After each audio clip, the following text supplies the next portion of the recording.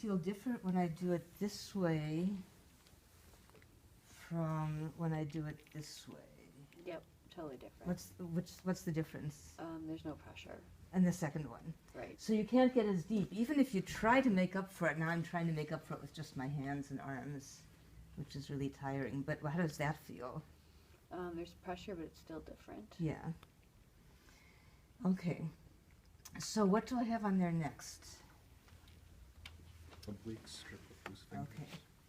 So this you've probably done in Swedish, something like this.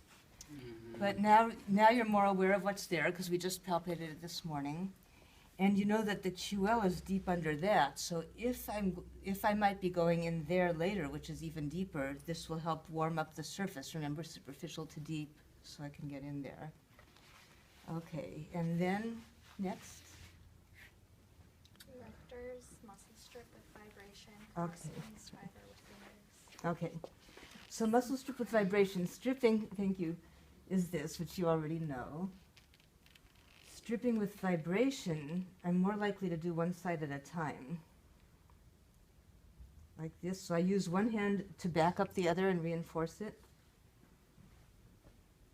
And I'm trying to stay inside the path of the muscle fibers. I'm trying to stay glued into where I am. It's going to be either spinalis or longissimus. So are your hands vibrating on their own, or are you shaking them? I'm shaking it Mm. on purpose. And for some reason, I'm better at shaking my right one than my left. So I'm not as ambidextrous there as I'd like to be. And then usually I'll do one whole side the way that the outline says, and then I'll come and I'll do the same thing on the other side. Or I might go back and forth. Okay, what's next? Oh, then I said the cross fiber, right? So the first pass, cross fiber, I usually do with my fingers. And depending how they taught you Swedish, you might have already done something like this, or you might not. No? So I'm thinking in just a little bit, slowly, not pushing, just thinking. And then beginning to add an outward, a lateral direction, and after a while, my hand goes out that way. Is it something you can do without lubrication as well? The slide isn't going to happen as readily without the lubrication, so it would have a whole different feel. I don't even know for sure if it would slide without lubrication. Oh, I think I forgot to turn my phone off. So. I guess I always thought cross fiber was like right on. Oh, okay, right. Like that, without a slide. Oh, okay. So cross fiber friction, if it were true friction, right, then I would not slide. You're right. Mm-hmm. So this is a different, this is just cross fiber something, not friction exactly. I don't quite know what to call it. I just call it cross fiber. Okay. But you're right. Strictly speaking, cross fiber friction, I would stay here without a slide Mm-hmm. and do this. Okay. But this is just a gentler, I'm still warming her up.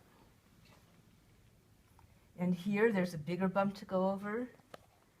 This could be lower traps, but it's not, I can tell, because going this way is what makes it jump. So what did we go over this morning that was right about here, that was pretty big? And farther out, if it was iliocostalis. Yeah. Okay. So still part of the erector spinae group. So it's a postural muscle, sitting and standing, keeps us upright. Okay. So the first pass cross fiber I'm doing with my fingers, and you can add vibration to that now to get a little deeper, so I can shake my hands a little bit.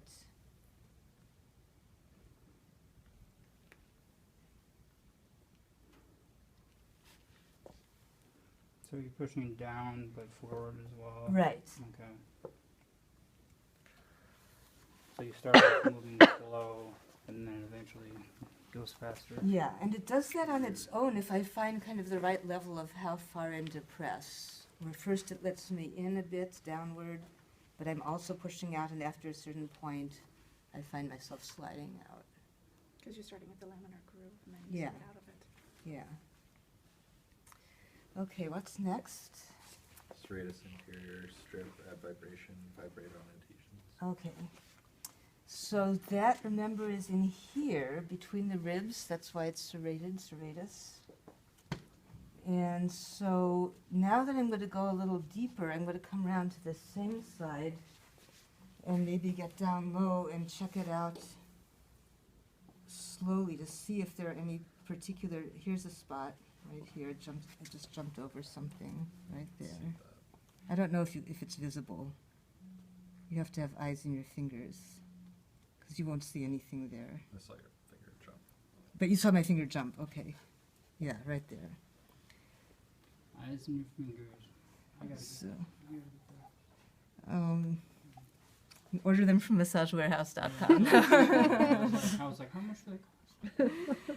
Oh, so I can feel a little strip, a little bit of muscle fiber just right here that's tight. So remember, what is it that makes it possible for just part of a muscle to be tight? What's that called?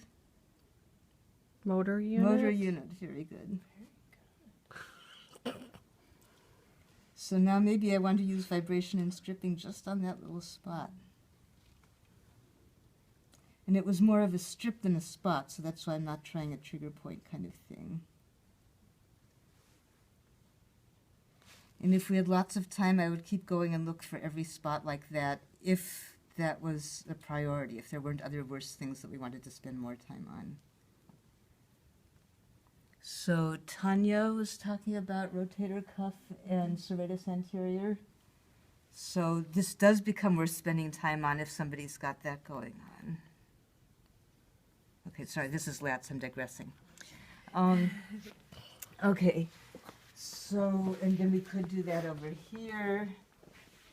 And I didn't warm it up, so I don't know if anyone saw that the tissues kind of pulled back. I went in there too fast, so now this is what I mean by talking to the muscles. I'm saying, I'm sorry, I'm paying attention, I'm not going to rush and force things. Okay. And I could warm it up a little slower and just check if there's anything. Yeah, this side, if we had time, could use a little too. It's got a few spots right there. That's a good one. That was a big one, actually. You see that? See how big of a jump that was? It's okay if I make it jump one more time? Oh, sure. Okay, Mhm. right there. Yeah. Oh, Wow. yeah, that's cool. So now, some people work them by making them jump on purpose. That would be a cross fiber technique. I don't like how it feels to receive, so I try not to do it. Once I know where it is, I try to follow it in the direction that it's going. Do you do direction at ease then? That's something a little different. I'm stripping it as opposed to cross fibering it. And if I can get at a good angle, I might try to add vibration with that.